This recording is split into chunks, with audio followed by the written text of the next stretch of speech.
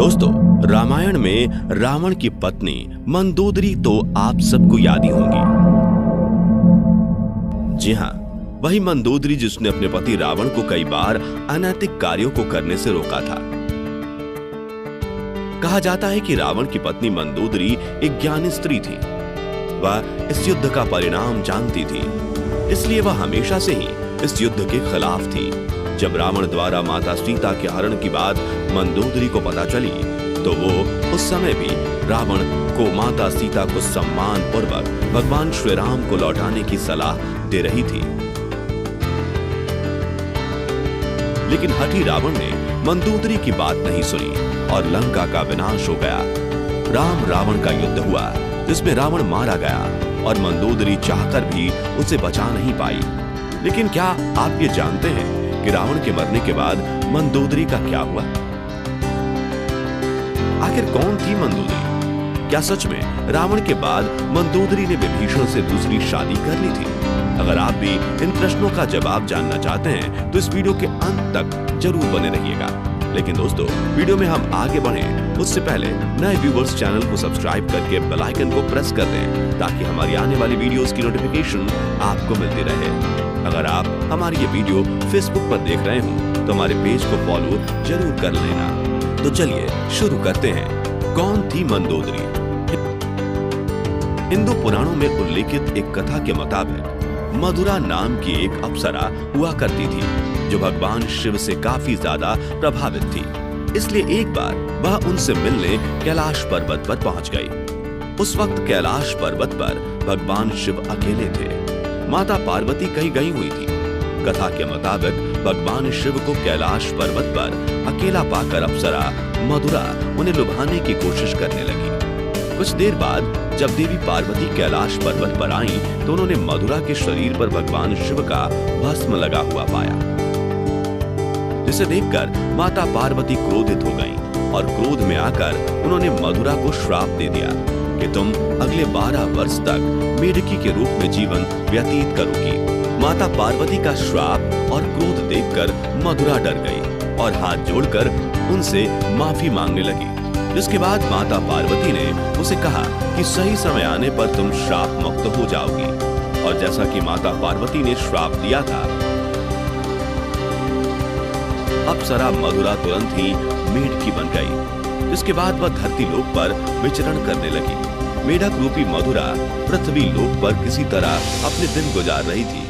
लेकिन तभी एक दिन अचानक एक भयंकर सर्प मेढकी मधुरा को खाने के लिए उसके पीछे पड़ गया। मेढकी मधुरा अपनी जान बचाने के लिए भागने लगी और भागते भागते वह सप्त ऋषियों के आश्रम में पहुंच गई,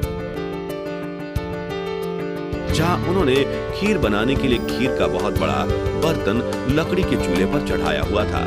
जब सांप ने मेढकी मधुरा को दौड़ाया तो वह उछलकर उसी खीर के बर्तन पर बैठ गई। जब सांप उसके पीछे आया तो वह उससे बचने के लिए बर्तन के एक छोर से दूसरे छोर पर उछल गई। सांप भी उसके पीछे मेढकी को पकड़ने के लिए उस बर्तन पर चढ़ गया और दूसरे छोर पर जाने की कोशिश करने लगा। लेकिन दुर्भाग्य से वह फिसलकर खीर के बर्तन में गिर गया और खीर गर्म होने के कारण गिरते ही वह मर गया। किंतु अब मेढकी बनी उस मधुरा को यह चिंता सताने लगी कि जब ऋषिगण यहाँ आएंगे और वे यह खीर खाएंगे तो जहरीले सांप की वजह से उनकी मृत्यु हो जाएगी। और मधुरा यह हरगिज नहीं चाहती थी उसकी वजह से सप्त ऋषियों की जान जाए। इसलिए वह वहीं बैठकर ऋषियों का इंतजार करने लगी। जैसे ही ऋषि वहां आए, वह उनके सामने ही तुरंत खीर के बर्तन में कूद गई। ऋषियों ने मेढकी को बर्तन में कूदते हुए देख लिया, इसलिए उन्होंने सोचा कि अब तो यह खीर खाने योग्य नहीं है और उन्होंने खीर को वहीं फैला दिया। खीर फैलाने पर उन्होंने देखा कि उस बर्तन में मेढकी के अलावा एक सांप भी मरा हुआ है। यह देखकर सब ऋषि तुरंत समझ गए कि इस मेढकी ने हम ऋषियों की जान बचाने के लिए अपने प्राणों का बलिदान दे दिया। मेढकी के इस नेकदिली को देखकर सभी ऋषियों ने अपनी शक्ति से उस मेढकी को जीवित कर दिया और उसे कन्या का स्वरूप दे दिया, जिससे अब मधुरा मेढकी से एक सुंदर कन्या बन गई। किंतु लोक समाज के डर से ऋषियों ने इस कन्या को अपने साथ नहीं रखा। उन्होंने महर्षि कश्यप के पुत्र मायासुर को बुलाकर उस कन्या को उन्हें सौंप दिया। मायासुर और उसकी पत्नी हेमा ने उस कन्या को पुत्री के रूप में गोद ले लिया। उन्होंने ही मधुरा का नाम बदलकर मंदोदरी रख दिया। अगर हम बात मंदोदरी के पिता मायासुर की करें तो उसे राक्षसों का विश्वकर्मा कहा जाता था। उसे ब्रह्मा जी से एक विशेष वरदान प्राप्त था, जिसके मुताबिक वह कहीं भी सुंदर भवन व नगर का निर्माण कर सकता था। मायासुर ने ब्रह्मा से प्राप्त वरदान के प्रभाव से ही अपनी पत्नी हेमा के लिए मंडोर जैसे खूबसूरत नगर का निर्माण किया था, जो कि वर्तमान में जोधपुर का मंडोर है। मंदोदरी और रावण का विवाह कैसे हुआ? कथा के अनुसार एक बार रावण मायासुर से मिलने के लिए मंडोर पहुंचा था। उसी समय उसकी नजर मंदोदरी पर पड़ी थी। रावण मंदोदरी को देखते ही उसकी सुंदरता पर मोहित हो गया, इसलिए उसने असुर राज मायासुर के सामने मंदोदरी के साथ विवाह का प्रस्ताव रख दिया। कहा जाता है कि जब विवाह के लिए रावण और मंदोदरी की कुंडली का मिलान हुआ तब स्थितियां ठीक नहीं थी, लेकिन रावण के प्रताप को देखकर मायासुर ने उसे डर से मना नहीं किया।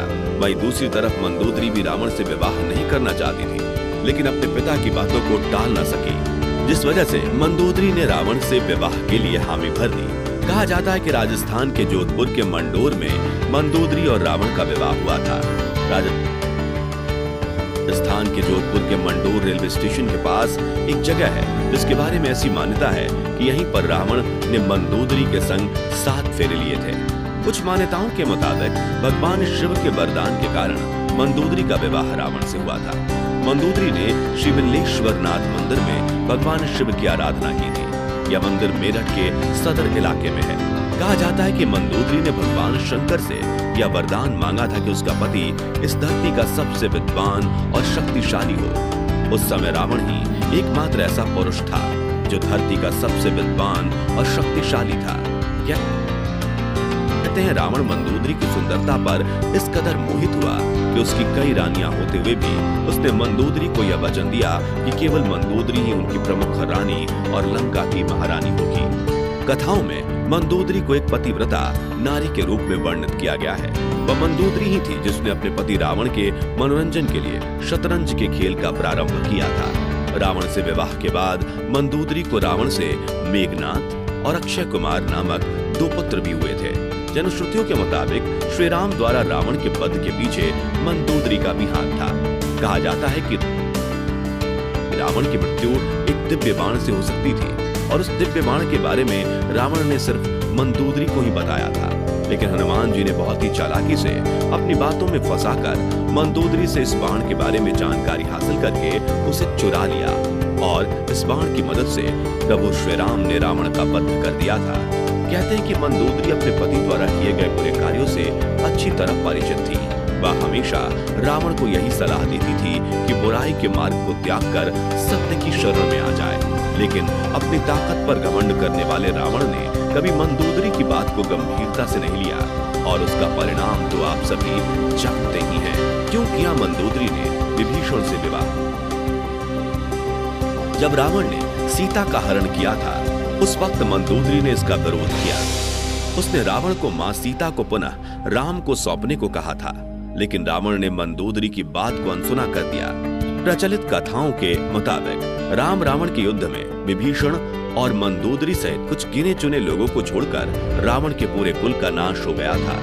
रावण की मृत्यु की खबर जब मंदोदरी को मिली तो वह विलाप करते हुए युद्ध भूमि में पहुंच गई और रावण के शव को देखकर वह तेज आवाजें निकालकर रोने लगी। कहते हैं वहां युद्ध भूमि में मंदोदरी की नजर प्रभु श्री राम से भी टकराई।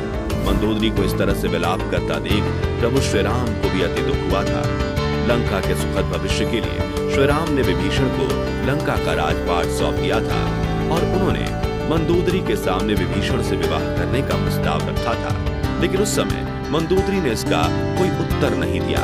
इसके बाद प्रभु श्री राम अपनी पत्नी सीता और भाई लक्ष्मण के साथ वापस अयोध्या लौट गए। वहीं दूसरी तरफ मंदोदरी ने रावण के वियोग में खुद को लंका के महल के कमरे में कैद कर लिया।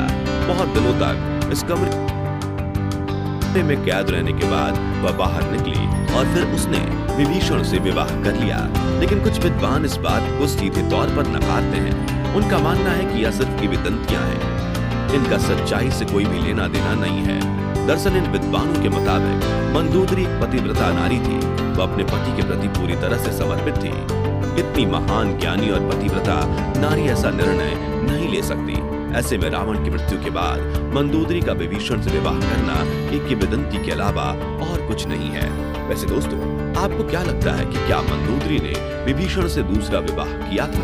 कमेंट में जरूर बताइए। इस वीडियो में फिलहाल इतना ही। उम्मीद है आपको आज की ये वीडियो पसंद आई होगी। अगर हाँ, तो इस वीडियो को लाइक करें और इस तरह के और भी अमेजिंग एंड इंटरेस्टिंग वीडियोस को देखते रहने के लिए चैनल को जरूर सब्सक्राइब कर लें। Thanks for watching.